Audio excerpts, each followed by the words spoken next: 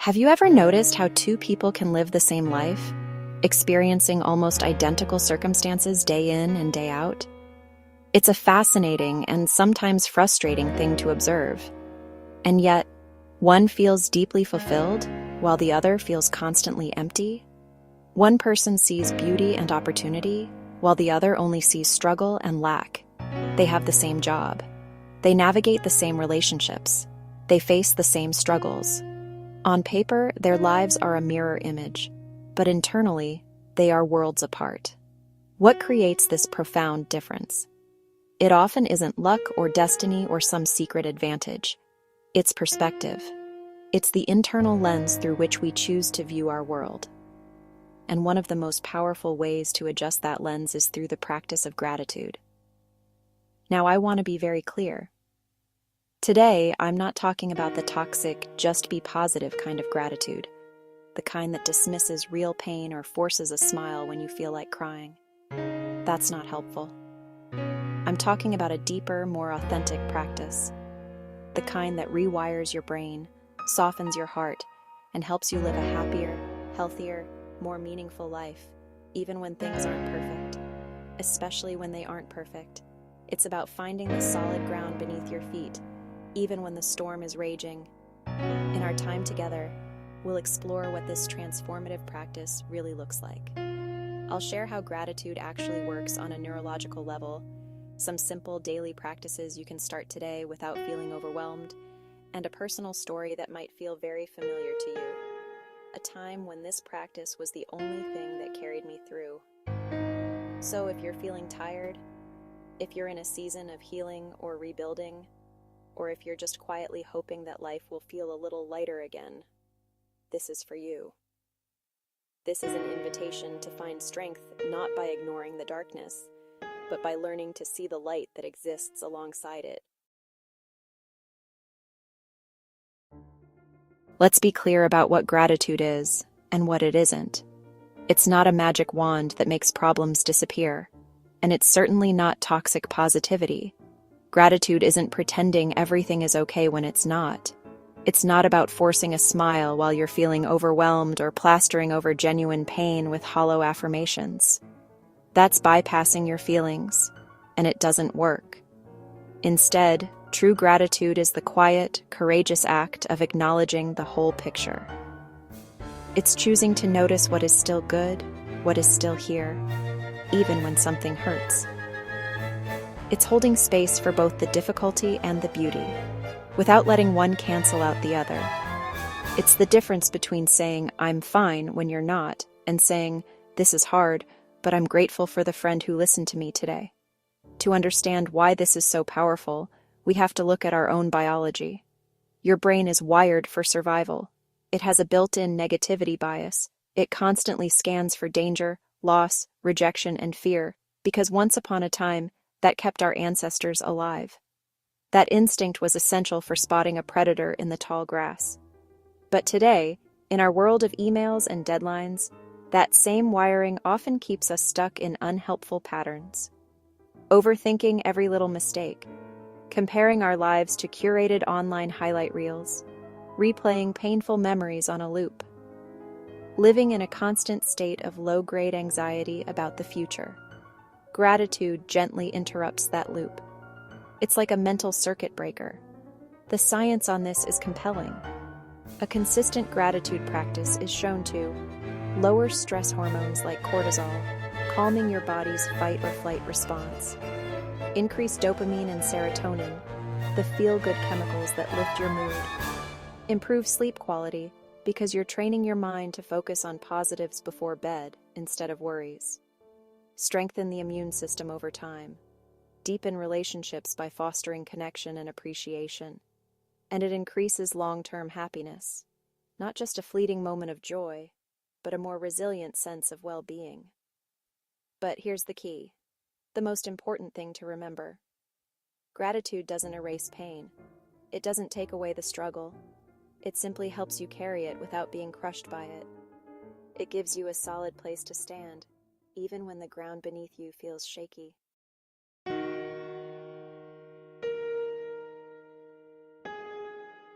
Every time you practice gratitude, you're doing something powerful. You're telling your brain, I am safe enough to pause and notice goodness. Over time, this creates new neural pathways. Instead of automatically thinking, what's missing? Why me? What if I never get what I want? Your mind slowly learns to ask, what supported me today? What didn't break me? What still matters? This doesn't happen overnight. Gratitude is a practice, not a personality trait. And the best part? You don't need a perfect life to begin. Part 3. How to practice gratitude. Realistic steps. Let's make this simple and human, not overwhelming. Start small and specific. Instead of, I'm grateful for my life. Try, I'm grateful for my morning coffee. I'm grateful for the message that made me smile. I'm grateful my body carried me through today. Specific gratitude is powerful. 1-minute gratitude ritual. Choose a moment. Before sleep, after waking up, while showering. Ask yourself, what is one thing today that didn't hurt? That's it. One thing. Gratitude for yourself. This one is often overlooked. Try saying, I'm grateful I didn't give up today. I'm grateful I chose kindness instead of bitterness.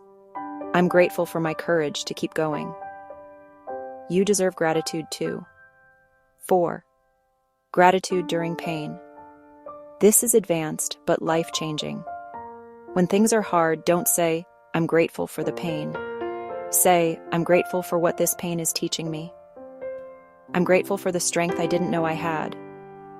I'm grateful this moment will not define my whole story. This turns suffering into meaning.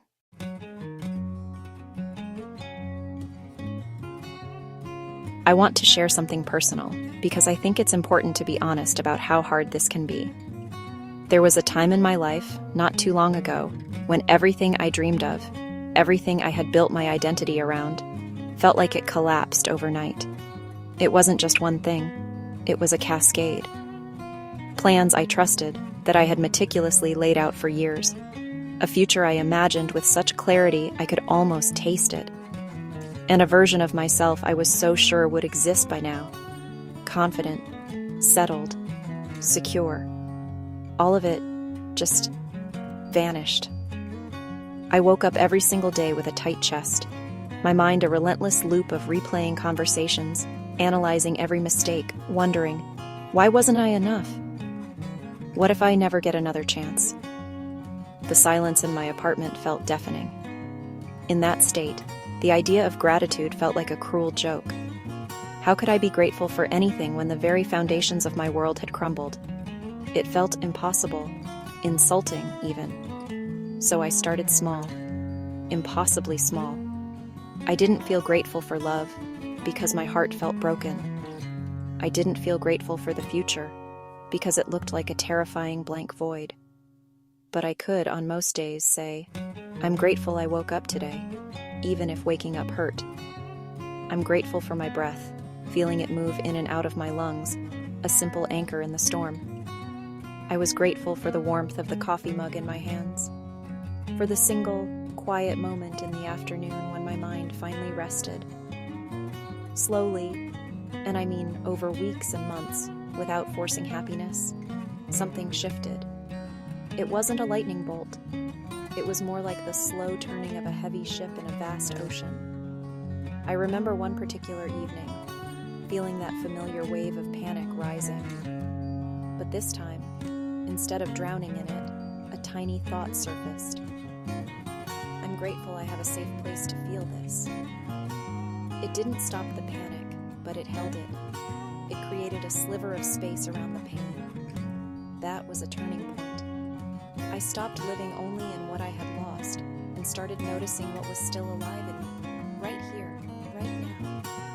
I started to see my resilience, my capacity to love, even with a scarred heart, my ability to begin again, not from scratch, but from experience. Gratitude didn't change my circumstances overnight. The problems were still there, but it changed me, and over time, that changed everything.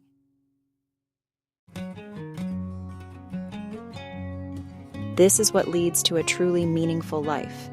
It isn't one without pain or loss or failure. that life doesn't exist.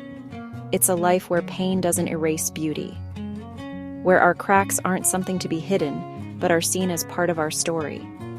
Gratitude is the practice that teaches us this, day by day.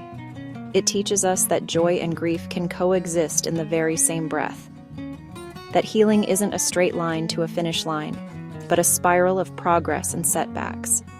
And most importantly, that life is happening for you right now, in this imperfect, messy, beautiful moment, not someday when everything is finally perfect. So if you take one thing away from our time together, let it be this. You don't need to wait for your life to improve to start being grateful. You don't have to feel happy to practice it. Gratitude is not the reward for a perfect life. It is the tool that helps us build a meaningful one, right where we are. It is often the very thing that allows life to improve. If this resonated with you, I invite you to take a quiet moment today, not to fix anything, not to strive for anything, just to write down one thing, just one, that you're grateful for. It could be the air in your lungs, the chair supporting you, or the fact that you made it through another day. Let it be small, let it be true, and please, remember this. You are not behind, you are not broken, you are becoming. Please like and subscribe, and